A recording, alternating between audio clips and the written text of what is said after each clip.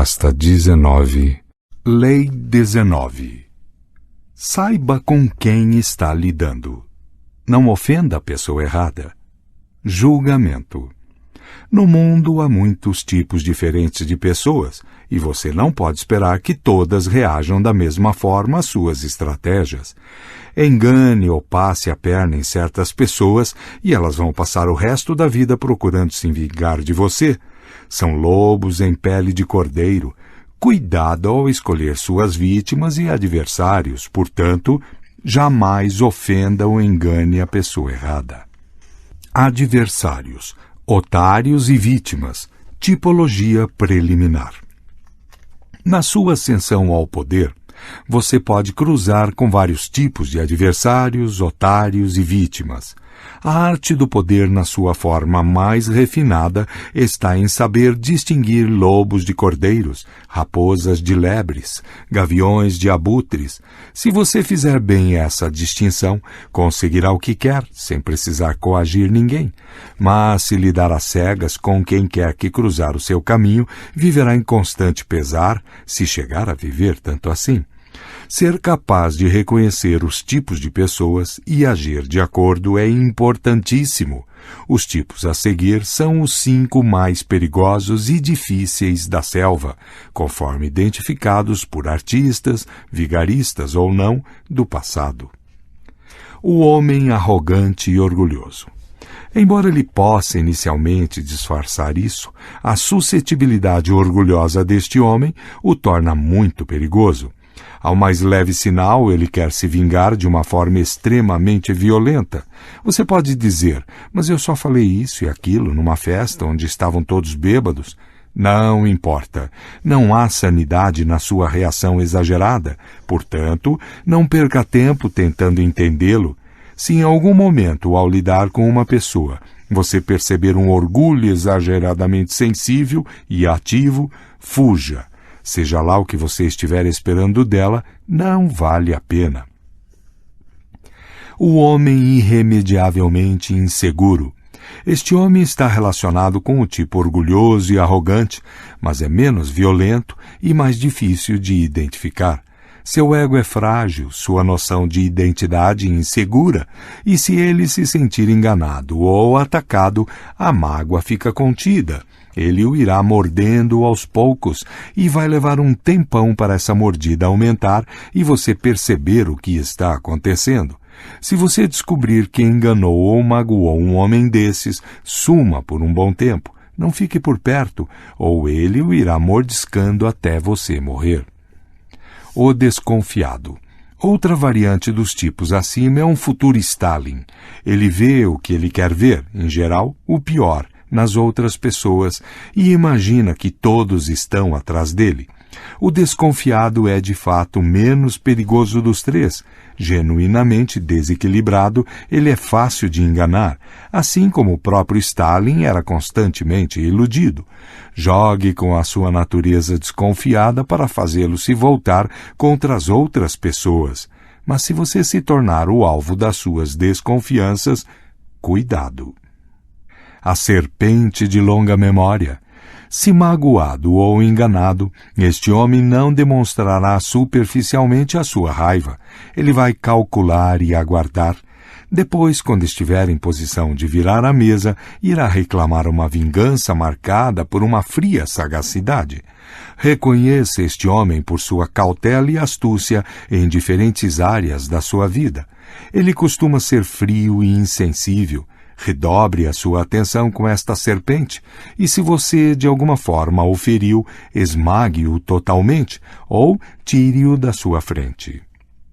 O homem simples, despretensioso, com frequência pouco inteligente. Suas orelhas coçam quando você encontra uma vítima tão tentadora, mas este homem é muito mais difícil de enganar do que você imagina. Cair num engodo em geral exige inteligência e imaginação, uma ideia da possibilidade de lucrar alguma coisa com isso.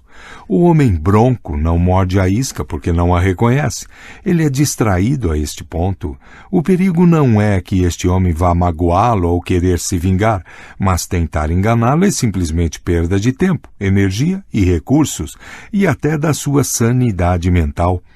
Tenha à mão um teste para o otário, uma piada, uma história. Se a reação dele for totalmente literal, este é o tipo com o qual está lidando. Se quiser continuar, o risco é por sua conta. A lei transgredida. Transgressão 1.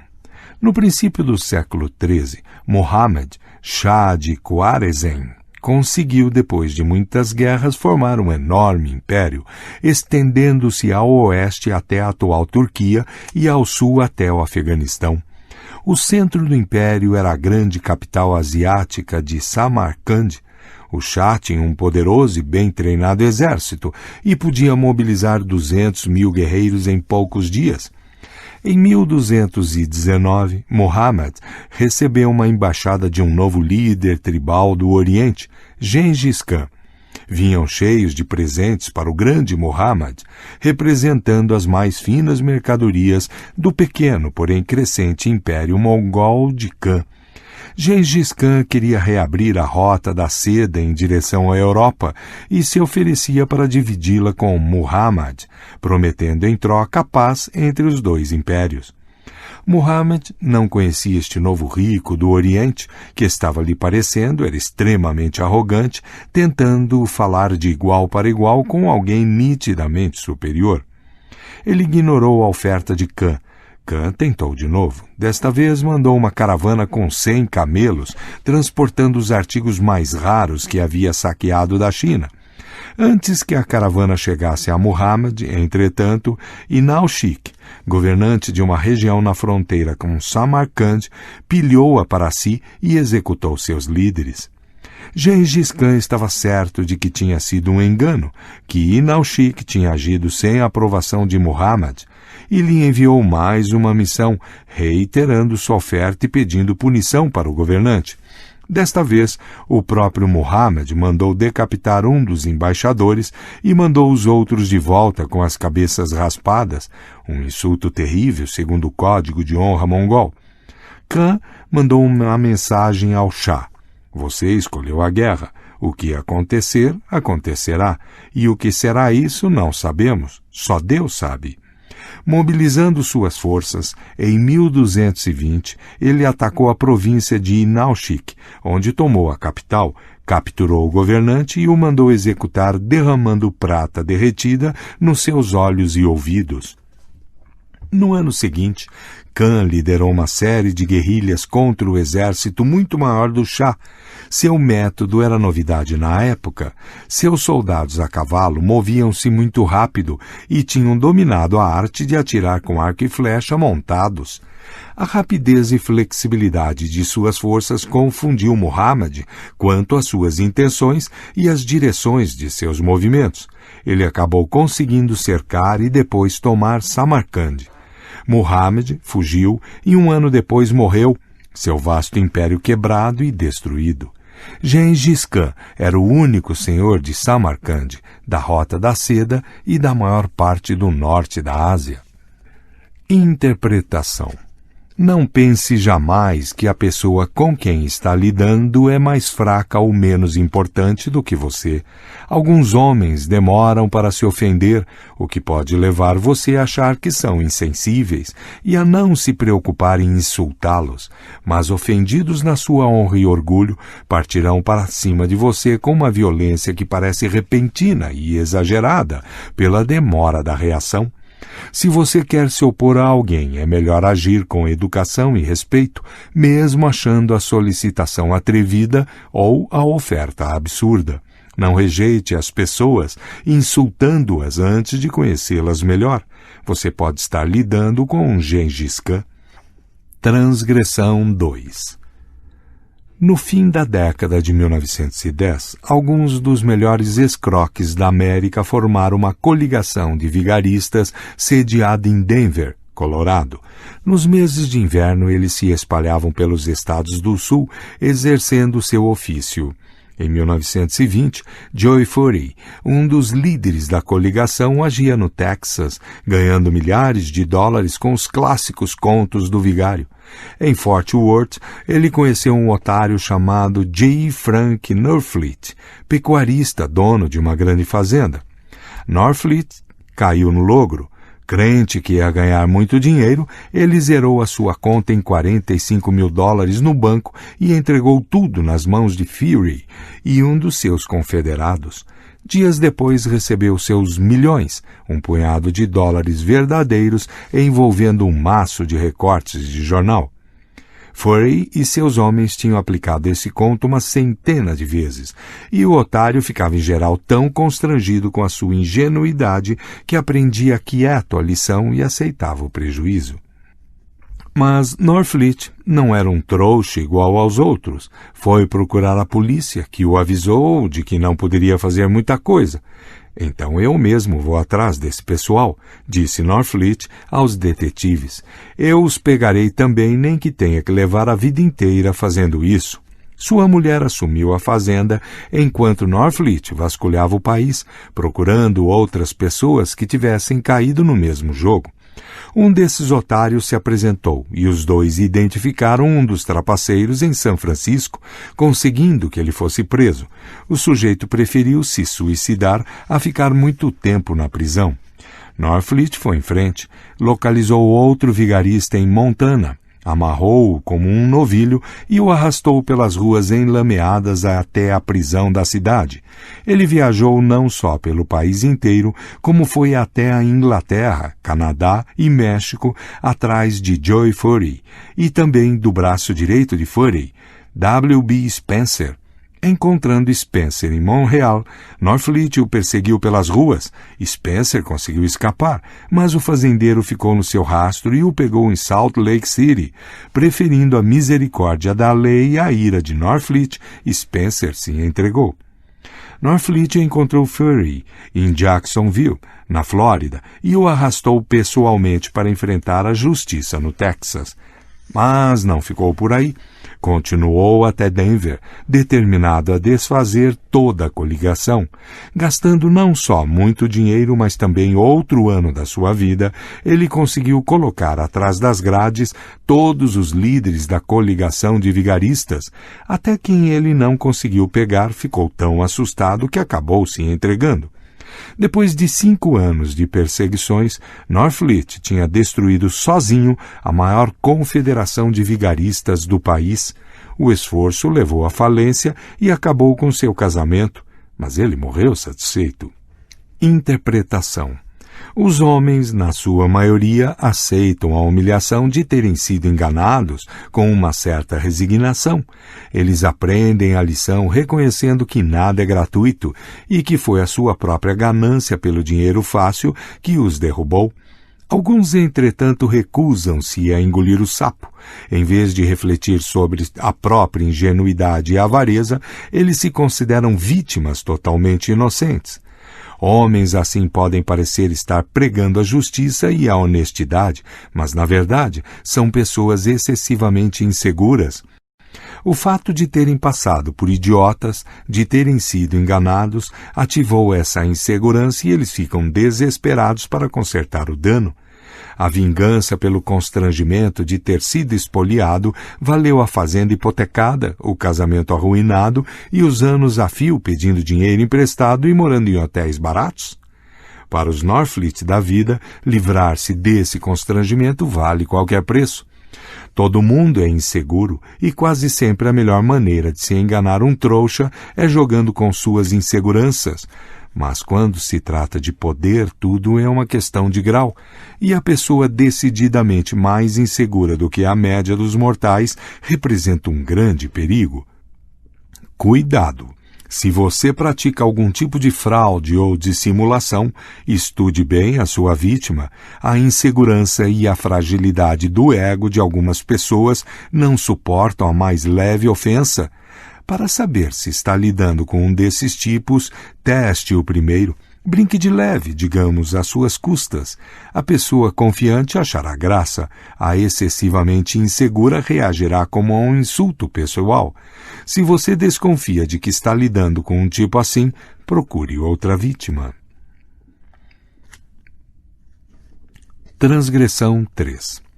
No século V a.C., Shung He, príncipe de Qin, na atual China, fora forçado a se exilar. Ele levava uma vida simples, até pobre às vezes, aguardando o momento de poder voltar para casa e retomar a sua vida principesca. Certa vez ele estava passando pelo estado de Shang e o governante, sem saber quem ele era, o tratou de forma grosseira. O ministro do governante, Xu Shan, viu e disse: "Este homem é um ilustre príncipe. Vossa Majestade deve tratá-lo bem para que ele fique seu devedor." Mas o governante, que só conseguia ver que o príncipe estava numa situação inferior, ignorou o conselho e insultou mais uma vez. Xu Shan, de novo, alertou seu senhor, dizendo: "Se Vossa Majestade não puder tratar Shung He com cortesia, deve condená-lo à morte para evitar uma calamidade no futuro." O governante riu da ideia. Anos depois, o príncipe finalmente pôde voltar para casa e a sua situação mudou muito. Ele não esqueceu de quem tinha sido generoso e de quem tinha sido insolente com ele nos seus anos de pobreza. Menos ainda de como tinha sido tratado pelo governante de Shang. Na primeira oportunidade, reuniu um grande exército e marchou sobre Shang, tomando 8 cidades, destruindo o reino e mandando o governante curtir o seu próprio exílio. Interpretação. Você nunca sabe ao certo com quem está lidando. O homem que hoje não é importante nem rico pode ser uma pessoa poderosa amanhã. Esquecemos de muitas coisas nas nossas vidas, mas raramente de um insulto. Como o governante de Shang ia saber que o príncipe Shung He era um tipo ambicioso, calculista e astuto, uma serpente de memória longa? Ele não poderia saber.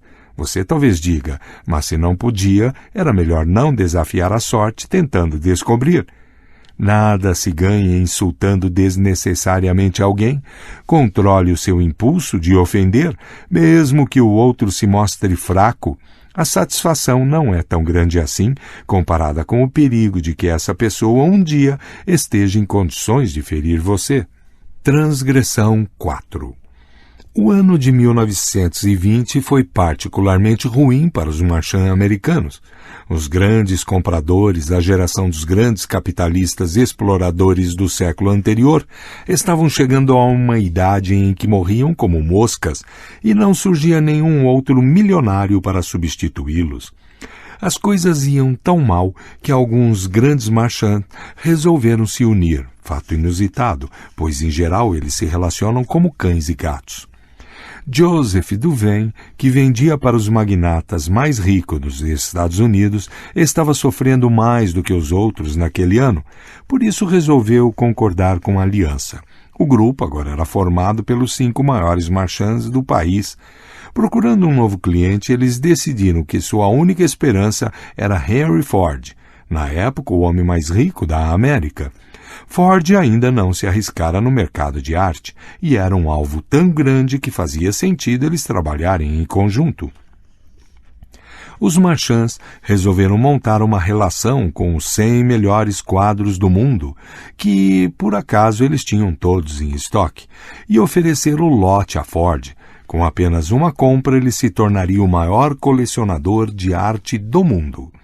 O consórcio trabalhou várias semanas para produzir um objeto magnífico, uma coleção de 3 livros com reproduções belíssimas dos quadros, acompanhadas de textos escritos por especialistas no assunto. Em seguida foram visitar Ford, pessoalmente, na sua casa em Dearborn, em Michigan. Lá se surpreenderam com a simplicidade da casa. Ford era, sem dúvida, um homem muito simples. Ford os recebeu no seu escritório. folheando o livro, lhe demonstrou espanto e prazer. Os marchands, empolgados, começaram a imaginar os milhões de dólares que entrariam em breve nos seus cofres. Mas, finalmente, Ford ergueu os olhos do livro e disse: Senhores, livros assim tão belos, com figuras coloridas e tão bonitas, devem custar uma fortuna. Sr. Ford, exclamou Duveen, não esperamos que o senhor compre estes livros. Nós os fizemos especialmente para o senhor, para lhe mostrar os quadros. Os livros são um presente para o senhor. Ford parecia intrigado. Senhores, disse ele, é muita gentileza, mas realmente não vejo como posso aceitar um presente tão bonito e caro de pessoas que não conheço. Duveen explicou a Ford que as reproduções nos livros eram de quadros que eles esperavam lhe vender. Ford finalmente compreendeu. Mas, senhores, explicou ele, para que eu vou querer os quadros originais se esses aqui, no livro, já são tão bonitos? Interpretação. Joseph Duveen se orgulhava de estudar suas vítimas e clientes com antecedência, descobrindo seus pontos fracos e as peculiaridades de seus gostos antes de falar com elas. Foi o desespero que o fez esquecer essa tática apenas uma vez ao atacar Henry Ford. Ele levou meses para se recuperar deste equívoco, tanto mental quanto financeiramente. Ford era o tipo de homem simples e despretensioso no qual não vale a pena investir. Ele era a personificação daquelas pessoas prosaicas que não têm imaginação suficiente para serem enganadas. A partir de então, Duveen gastou suas energias com os Mellon e Morgan da vida, homens maliciosos o bastante para cair nas suas armadilhas. As chaves do poder.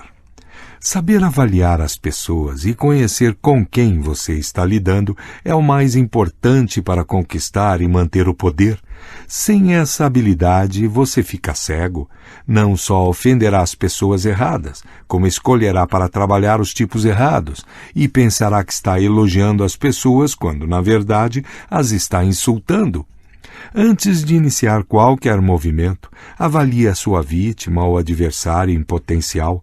Do contrário, estará desperdiçando seu tempo e criando mal-entendidos. Estude as fraquezas das pessoas, as brechas nas suas armaduras, as suas áreas de orgulho e insegurança. Conheça as suas particularidades antes de decidir se deve ou não fazer negócio com elas. Mais 2 palavras de alerta. Primeiro, ao julgar e avaliar o seu adversário, não confie jamais nos seus instintos.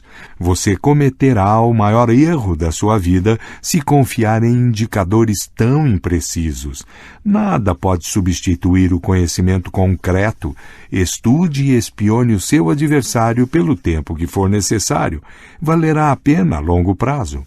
Segundo, não confie nas aparências. Um coração de serpente pode se esconder sob um manto de aparente bondade. Quem externamente faz muito escarcéu costuma ser na realidade um covarde. Aprenda a entender as aparências com as suas contradições. Não confie na versão que as pessoas dão de si próprias. Ela não é nada confiável. Imagem. O caçador. Ele não monta para a raposa a mesma armadilha que usa para pegar o lobo. Ele não coloca a isca onde ninguém vai morder. Ele conhece bem a sua presa, seus hábitos e esconderijos, e caça de acordo com esse conhecimento. A autoridade. Creia, não há pessoas tão insignificantes e desprezíveis, e elas podem, qualquer dia desses, ser úteis a você. O que elas certamente não serão se você já as tratou com desprezo. Injustiça se esquecem, desprezo jamais. Nosso orgulho guarda essa lembrança para sempre. Lord Chesterfield, 1694-1773. O inverso. Que benefício pode haver em não conhecer os outros? Aprenda a diferenciar leões de cordeiros ou arque com as consequências. Obedeça totalmente a esta lei. Ela não tem inverso, nem se preocupe em procurar. Nota. Quando encontrar um espadachim, saque da espada. Não recite poemas para quem não é poeta, de um clássico budista, Shan, citado em Thunder in the Sky, traduzido para o inglês por Thomas Cleary, 1993. A vingança de Lope de Aguirre. Existe uma anedota que ilustra muito bem a personalidade de Lope de Aguirre. Ela foi encontrada na crônica de Garcilaso de la Vega, contando que, em 1548, Aguirre fazia parte de uma tropa de soldados que escoltava escravos índios das minas em Potosí, Bolívia, até um depósito do Tesouro Real. Os índios carregavam ilegalmente uma quantidade excessiva de prata e o oficial local prendeu Aguirre, condenando-o a dezenas de chicotadas em vez de multá-lo por estar explorando os índios.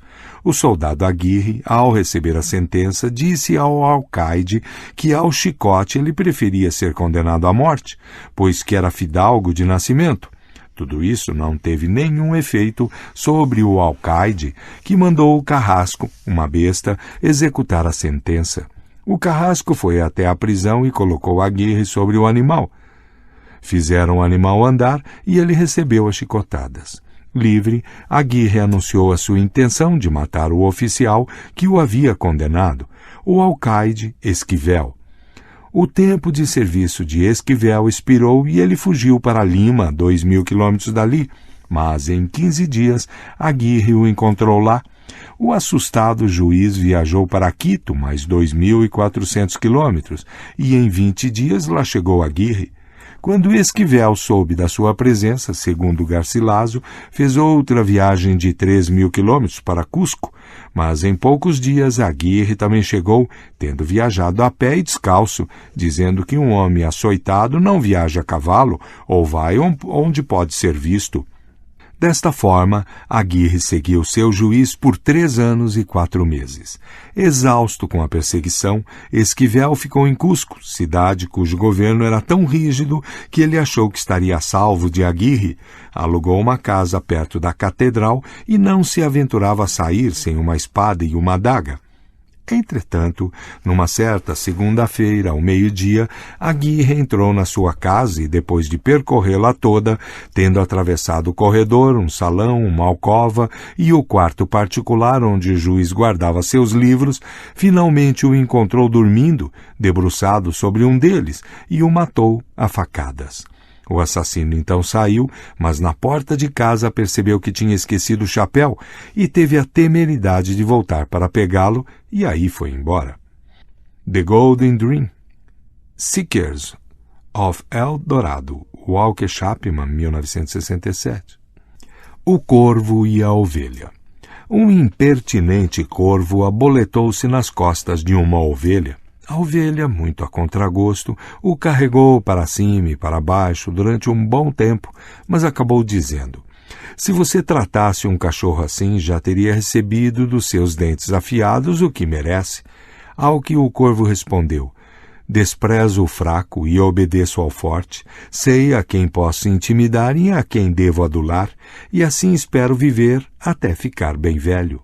Fábulas, Esopo, século VI a.C. Fim de nota.